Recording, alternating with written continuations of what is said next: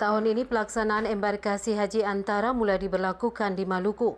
Pemberlakuan embarkasi haji antara di Maluku didukung penuh oleh Kantor Imigrasi Kelas 1 TPI Ambon. Kepala Imigrasi Kelas 1 TPI Ambon, AR Eli, mengatakan dukungan imigrasi terhadap pelaksanaan embarkasi haji antara di Maluku dilakukan dengan memberlakukan cap pendaratan di Asrama Haji Waiheru Ambon.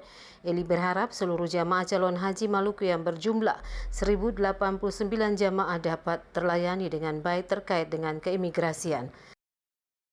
Jadi pada prinsipnya Kantor Imigrasi Kelas 1 TPI Ambon sangat mendukung atas proses keberangkatan jamaah haji antara ini tahun 2024. Ini baru pertama kali Kantor Imigrasi Kelas 1 TPI Ambon langsung melakukan penerapan cap pendaratan di Asrama Haji Ambon.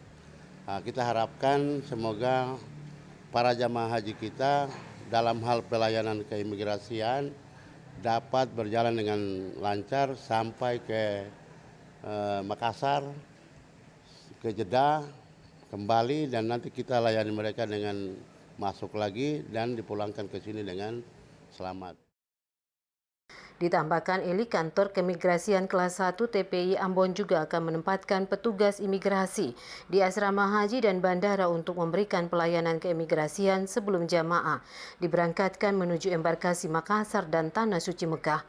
Boy Nahrum, Andre Okto Seja melaporkan.